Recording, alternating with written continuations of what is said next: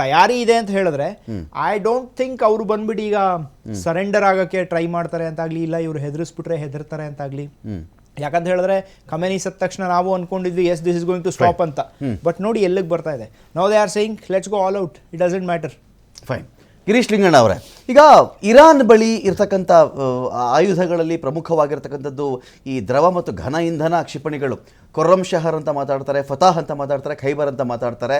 Iran ಬಳಿ ಈ ಅಮೆರಿಕವನ್ನು ಎದುರು ಹಾಕ್ಕೊಂಡು, ಇಸ್ರೇಲನ್ನು ಎದುರು ಹಾಕ್ಕೊಂಡು ಇರುವಂಥ ಶಸ್ತ್ರಾಸ್ತ್ರಗಳೇನಿದೆ, ನಿಜಕ್ಕೂ ಸ್ಟ್ರಾಟಜಿಕಲಿ ಇರಾನ್ ಸ್ಟ್ರಾಂಗ್ ಆಗಿದ್ದಾರಾ, ಅಥವಾ ತನ್ನ ಜನಕ್ಕೆ ಧೈರ್ಯ ತುಂಬಬೇಕು, ಏನೋ ಒಂದು ಹೇಳಬೇಕು, ಆ ಕಾರಣಕ್ಕೆ ಇರಾನಿಂದ ಇಂಥ ಸ್ಟೇಟ್ಮೆಂಟ್ಸ್ ಬರ್ತಾ ಇದೆಯಾ ಅಂತ?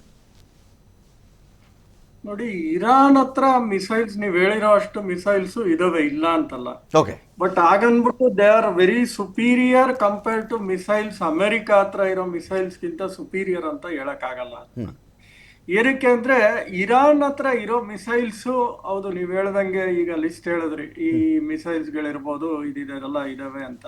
ಹೌದು, ಈವನ್ ಇಸ್ರೇಲ್ ಹತ್ರನೂ ಒಳ್ಳೊಳ್ಳೆ ಮಿಸೈಲ್ಸ್ ಇದೆ, ಇರಾನ್ ಹತ್ರನೂ ಒಳ್ಳೊಳ್ಳೆ ಮಿಸೈಲ್ಸ್ ಇದೆ, no doubt about it. But ಈಗ ಫಟೆ 1 ಅಂಡ್ ಫಟೆ 2 ಅನ್ನೋದು ಮಾತ್ರ ಇಟ್ಸ್ ಅನ್ ಹೈಪರ್ಸಾನಿಕ್ ಮಿಸೈಲ್ಸ್. ಅದನ್ನ ಇಂಟರ್ಸೆಪ್ಟ್ ಮಾಡೋದ್ ಕಷ್ಟ. ಯಾಕೆ ಅಂದ್ರೆ ಅದು ಒಂದು ಪ್ಯಾರಾಬೋಲಿಕ್ ಶೇಪ್ ಅಲ್ಲಿ ಹೊಡೆಯುತ್ತೆ. ಅಂದ್ರೆ ಒಂದ್ ಕಲ್ಲು ಎಸೆದ್ರೆ ಯಾವ ತರ ಬೋ ಆಗಿ ಬೀಳುತ್ತಲ್ಲ, ಅದು ಪೀಕ್ ಹೈಟ್ ಹೋಗಿ ಬೀಳ್ಬೇಕಾದ್ರೆ ಏನಾಗುತ್ತೆ ಅಂದ್ರೆ ಅವಾಗ ಒಂದು ಹೈ ಸ್ಪೀಡ್ ಹೋಗುತ್ತೆ, ಮ್ಯಾಕ್ 16 ಮ್ಯಾಕ್ 24 ತನಕ ಹೋಗುತ್ತೆ. ಬಟ್ ಅದ್ ಮೆನೂವರ್ ಮಾಡ್ಬೋದು, ಅಂದ್ರೆ ಎಲ್ಲೋಗಿ ಹೊಡಿಯುತ್ತೆ ಅಂತಾನೆ ಗೊತ್ತಾಗಲ್ಲ. ಆ ತರ ಅದು ಮೆನೂವರ್ ಮಾಡಿ ಬಂದು ಹೊಡಿಯುತ್ತೆ. ಸೊ ಆ ತರ ಫಟೆ 1 ಫಟೆ 2 ಯೂಸ್ ಮಾಡಿದ್ದಾರೆ, ಬಟ್ ತುಂಬಾನು ಏನು ಯೂಸ್ ಮಾಡಿಲ್ಲ. ಅವರು ಒಂದು ಬಹಳ ಲಿಮಿಟೆಡ್ ಆಗಿ ಯೂಸ್ ಮಾಡಿದ್ದಾರೆ, ಬಿಕಾಸ್ ಅವ್ರ ಹತ್ರ ಎಷ್ಟಿದೆ ಏನಿದೆ ಅಂತ ಗೊತ್ತಿಲ್ಲ. How many missiles they have ಅನ್ನೋದಂತೂ ಖಂಡಿತ ಗೊತ್ತಿಲ್ಲ. ಬಟ್ ಇಲ್ಲಿ ಏನಾಗಿದೆ ಅಂದ್ರೆ, ಇಲ್ಲಿ ಇವರಿಬ್ರು ಯುದ್ಧ ಮಧ್ಯೆ ಏನಂದ್ರೆ ವಾರ್ ಆಫ್ ಅಟ್ರಿಷನ್, ಅಂದ್ರೆ ಯಾರ ಹತ್ರ ಬೇಗ ಮುಗಿದೋಗುತ್ತೋ ಮಿಸೈಲ್ಸ್ ಅವ್ನ್ ಗೆದ್ದ ಅಂತ ಅಷ್ಟೇ.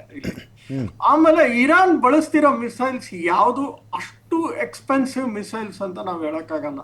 ಯಾಕಂದ್ರೆ ನೋಡಿ, ಅವ್ರು ಜಾಸ್ತಿ ಒಂದ್ ಮಿಸೈಲ್ ಹೋದ್ರೆ ಅದ್ರ ಜೊತೆ ಡ್ರೋನ್ಸ್ ಹೋಗುತ್ತೆ. ಡ್ರೋನ್ಸ್ ಹೋದಾಗ ಏನಾಗುತ್ತೆ ಅಂದ್ರೆ, ಡ್ರೋನ್ಸ್ ಆ ಗುರಿಗಳನ್ನ ತಪ್ಸಕ್ಕೆ ಸ್ವಲ್ಪ ಸಹಾಯ ಮಾಡುತ್ತೆ, ಮಿಸೈಲ್ ಹೋಗಿ ಹೊಡಿತಾ ಇದೆ. ಆ ಡ್ರೋನ್ಸ್ ಕಾಸ್ಟ್ ಬಂದು ಒಂದ್ $35,000 $20,000, ಒಂದ್ 18-20 ಲಕ್ಷ ಆದ್ರೆ, ಇವ್ರ ಹತ್ರ ಹೊಡಿತಾ ಇರೋ ಮಿಸೈಲ್ ಬಂದು ಹತ್ತತ್ರ $3 ಮಿಲಿಯನ್. ಅಂದ್ರೆ 1 ಮಿಲಿಯನ್ ಅಂದ್ರೆ 9.9 ಕೋಟಿ ಅಂದ್ರೆ $3 ಮಿಲಿಯನ್ ಅಷ್ಟು ಮಿಸೈಲ್ಸ್ ಖರ್ಚು ಮಾಡ್ತಾ ಇದ್ದಾರೆ ಒಂದು ಡ್ರೋನ್ ಹೊಡಿಯಕ್ಕೆ.